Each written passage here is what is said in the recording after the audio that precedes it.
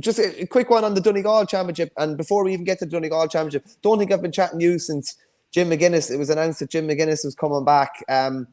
What's it been like since? There was obviously an unbelievable amount of hype around his appointment and, Jimmy coming back and that. Have you heard much in the background about what's been happening, various personnel that might be involved in the extended backroom team, possible players that might come out of retirement that sponsor the Senior Football Championship? Have you heard any bits and pieces about what's going on, meetings or anything like that? Or because I'd imagine he'd be fairly keen to hit the ground running. He doesn't sound like the sort of lad, or even from reading his book, it doesn't sound like the sort of lad he's going to wait till the end of October to get things moving. I'd say he's well moving already. Actually, there was pictures of him at club games not too long ago, but have you heard much about what's going on? Well, I believe he's been turning up at club games left, right and centre at all levels throughout the club championship. They're going on a week-long training camp. That was announced in a county board committee meeting last night. I think they're going away in a 1 week training camp. Now, it hasn't been specified if that camp is taking place in Ireland or abroad, but the big thing in the background that Jim is going to bring to this job is the fact that the backers, in terms of finances, are going to come back to the table in a big way. And he did have that in his last term in charge, and that was a massive, massive difference. So that's going to be huge. Because the appeal for sponsors definitely would have waned significantly in the last year or so in terms of Donegal football, with everything that was going on between the academy and, the pickles that the senior team found themselves in this year between getting relegated. Pickles is being kind, I'd say, Jason. Being generous there. But so just to have him back on board, is really gonna, he'll bring some of those players that look like 5 out of 10 players this year up to 7 and 8 out of 10 next year when he gets to work with them over the next few months. I'd say by the end of the league, hopefully we'll be looking at a very different Donegal squad that took to the field in the championship against Down this year when they were soundly beaten in Newry. I can't wait to see what happens. It could be, at the end of the day, it's going to take a lot of work to get that squad challenging again, but the tools are there. There's a great spine in the team there. Really excited about what Oisin Gallen can do with Jim working with him. He's top scorer in the club championship. He had a magnificent year for the county this year. He was one of the really bright sparks in the team, despite a lot of the dark days. He was nominated for an All-Star. Brent McCole nominated for an All-Star too when we thought Neil McGee was never going to be replaced. And of course, Neil is in that backroom team with Colin McFadden as well. And even next year, when you see a lot of the coaches from Donegal dotted around other counties, like Paul Durkin was with Sligo, Mark McHughes with Roscommon. I wouldn't be surprised if some of these other boys came floating back, maybe not for next year, but for 2025. The whole thing, hopefully he'll just get a massive lift from him being there, and hopefully we see a lot of fresh faces in there next year too to kind of stake their claim. There's nobody kind of standard at the minute in terms of who you'd be talking about in terms of retirement. Hopefully Paddy McBurdy can stay fit. By all accounts, he's going to remain as captain. Hopefully Ryan McHugh's back. Jim was pictured standing beside him at a club match in Glenties a couple of weeks ago, so I'm sure he'll be back on board as well. So there's lots to look forward to. I just can't wait to see what happens. Rome wasn't built in a day. People have to remember that this isn't 2011 anymore. Jim hasn't got the same squad. He hasn't got a Carl Lacey. He hasn't got a Neil McGee, and he hasn't got a Michael Murphy. And I don't think he'll come back. Michael's getting married soon. He's building a house. He's still doing monstrous stuff with his club. And, he's very busy with work in Letterkenny IT and running the sports shops as well. So, everyone thought he would never retire, but he did. But I really do think his decision has been made. And I think the next place we'll see Michael Murphy with the Donegal badge in his chest might be standing in a dugout beside Jim McGuinness down the line, or in that Bannister bib someday down the line, which he has said is a distinct possibility in the future, but just not now. It's funny we're talking about Michael Murphy and even standing beside Ryan McHugh. There was a great story of a local club manager who was trying to coax a fella back out of not even retirement. He just stepped away for a year or two, and he really needed him. He was a goalkeeper and a very good goalkeeper, and he couldn't get him back. But every couple of weeks, he nearly land to the house and pop his head over the ditch while your man was cutting the lawn and this kind of cracking. He eventually got him back anyway, and they ended up winning the county championship after. But it's funny, there are definitely certain managers on the club scene, and when they go to a club, and I think it's due diligence, and you do your best to. Everyone that hasn't heard the last couple of years that can add something, you go and try and get them all back. You try and pull lads back out of retirement. And if they don't come back, they don't come back. But you kind of leave the door open for them, or you try and get a fella back from Dubai or get a fella back from the States or whatever. So it will be fascinating to see. I'd be the same as yourself. I think once Murphy has shut the door, he's shut the door. But would I be that surprised if he ended up as a coach for 2025 even, or 2026? I wouldn't be that surprised at all. I think me and you have a little side bet. I think I was saying he'd be Donegal manager in 2027 or something like that. So he could be in under McGuinness and then take it on from him. But just on the semi-finals this weekend, obviously Michael Murphy sponsors the Donegal Senior Football Championship that he plays in. But Glenswilly were beaten by Sean McCool's in the quarter-final last day, as you said, and Oisin Gallen inspired Sean McCool's. They play Guidor this weekend, and obviously the other semi-final is Naomh Connell against St. Eunan's Letterkenny, who are managed by Rory Kavanagh, who was also in the mix for the Donegal job, and you could say potentially could yet come in as a coach. Who knows? How do you see those semi-finals going? Who'd be the favourite out of the four to lift Donegal honours this year? Well, a lot of people would say that the big two is in that semi-final between St. Eunan's and Naomh Connell. No love lost between these two whatsoever. A couple of years ago there was a big four, and that would have been Guidor, St. Eunan's, Naomh Connell, and Kilcar. Kilcar have kind of gone back a bit. Naomh Connell taught them a fair lesson in the quarterfinals at the weekend. But there's great stories in the championship have been like McCool's coming through to a semi-final, and Guidor's resurgence a bit as well to come back to the semi-final. Ardra played a brilliant quarter-final against Guidor as well. And, a lot of people are talking about Carl Joseph Malloy, who's second top scorer in the championship.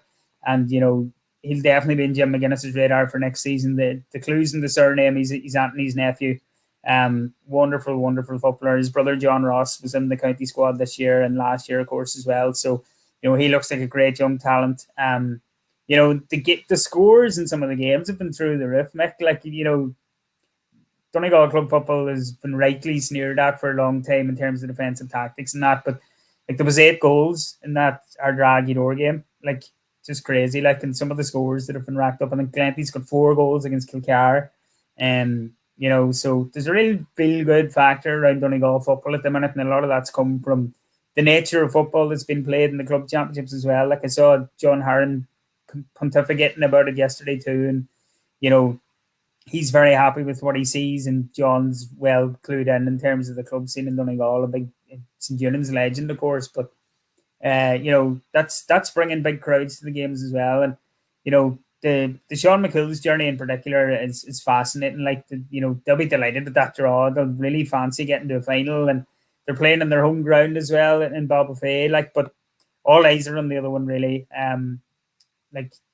St. Eunan's will be seething with the nature of how they lost against Naomh Connell in the final last year. Just give a bit of context to that, Jason. That was a mad kind of sequence of events last year.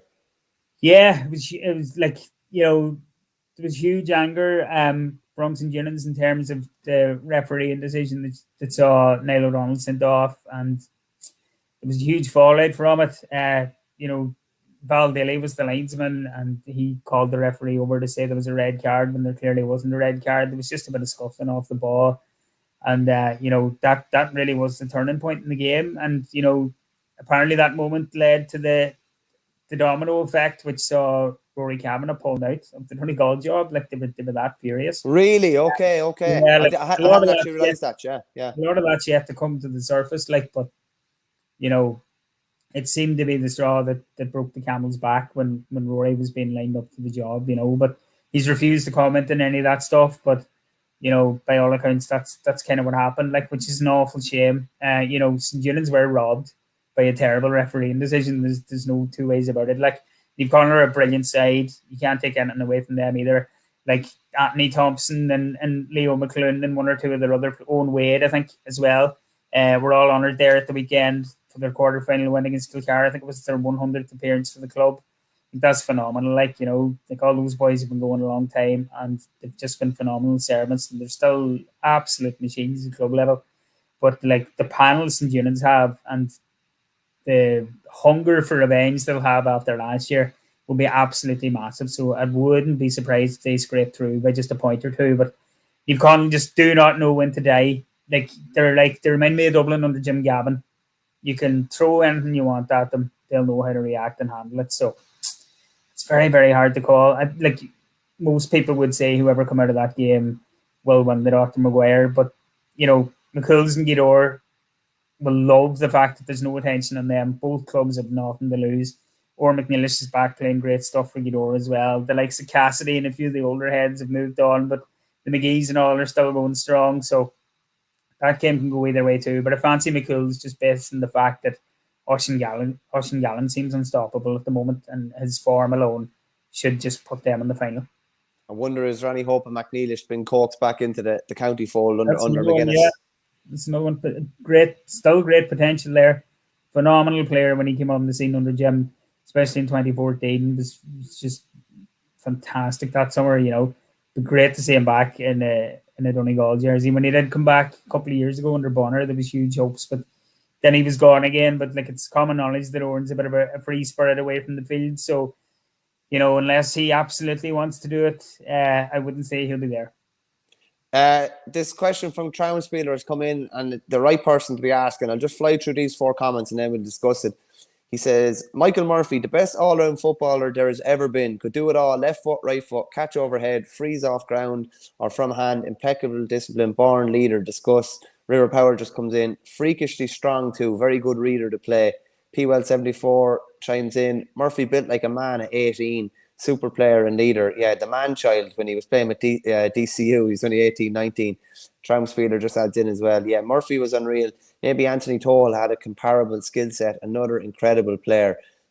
Just to discuss the initial comment, like, is he the best all-round footballer of all time when it's all told, when you take in nearly every possible skill of the game, leadership, battle, he's the total package, really, wasn't he?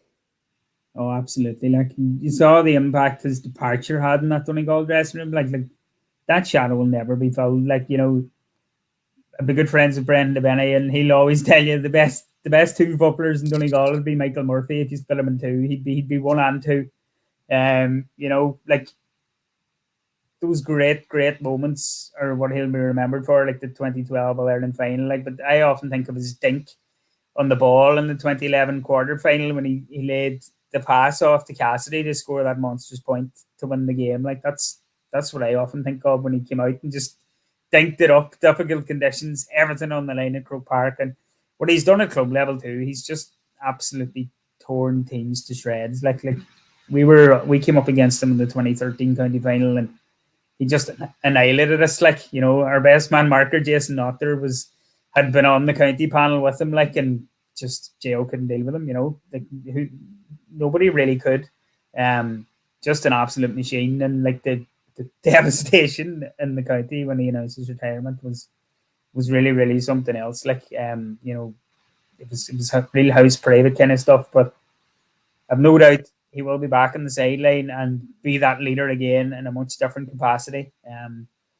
But yeah, in terms of the greatest of all time, like someone in Kerry might have something to say about that, but as an all-rounder, like, he's definitely up there, you know. And just the last question, I'll leave you go on this one. We talked about McGuinness and Donegal. What's the ceiling this time around, do you think? Like, what's realistic under McGuinness this time? Is an All-Ireland realistic in a few years, or does he have the raw materials? Or, like, we're talking about outside managers coming in and what is branded as success. Like, is winning an Ulster title over the next 3 years a success? I think his first main objective will be an Ulster title. I think he'll go all out to do that and build from there. I think if he was to do that in 2024, anything that came after that would be absolute bonus territory. But I think that will be his first target. I think that will be target number 1. Given the nature of the championship and the format and everything else, obviously the other provincials, 2 of them are basically sewn up, you know. Connacht, still 2-horse race, maybe 3 with Roscommon. Definitely 3 with Roscommon, actually. but Ulster still means the world to every player in every single county there. So I think that'll be Jim's first target. And in terms of 2024, whatever comes after that'll be bonus territory. An All-Ireland quarter-final maybe. If they got a good draw, they could get to a semi. But I think 2024 will just be win an Ulster title. Whatever happens after that happens. And then he'll already be looking to 2025. And then maybe bringing things on to the next step. But he doesn't have the panel he had 10 years ago. He doesn't. He still has some great players. The own two club men, Owen Ban, Hugh McFadden, Sean Patton, wonderful goalkeeper, McCall, Oisin Gallen. A few of these young players coming through now as well. Hopefully they can all make an impact. Ryan McHugh coming back. Paddy McBurdy, these days fit, can be so good. So a lot of the raw materials are there, but he doesn't have that squad he had 10 years ago. So it'll be interesting. Ulster title in 2024 will be target number 1, I'd say, and bonus territory after that. Ulster Championship 2024 featuring Jim McGuinness, Mickey Hart, Conor Laverty. Who else are we talking here? Vinnie Corey, Kieran McGeaney. Yeah, it's not bad now. In fairness, it won't lack for appetite anyway. There'll be plenty of bite, to say the least. Jason, thanks very much. You've been brilliant with your time. You can read all of Jason's pieces in the Irish Sun. And Jason, no doubt we'll talk again soon. All right. Thanks, Michael. Take care. Cheers, Jason. Good man. Talk soon.